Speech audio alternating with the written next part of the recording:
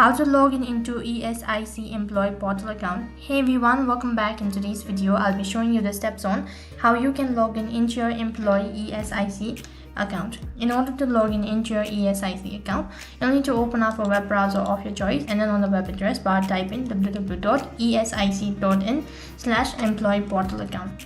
I'll make sure to leave the link on my description box below as well. Now this is going to take you to the official web page of ESIC or Employee Status Insurance Corporation account. Now in order to log in into your account, in the right hand side bar you can see there is a login field. If you're unable to understand the language, click on this arrow icon right on top or Hindi next to it. And here you need to click on English or select either one of these language, whichever is preferred to you. Now then, to begin with the login process, what you need to do is you need to select whether you're insured person or ESIC staff.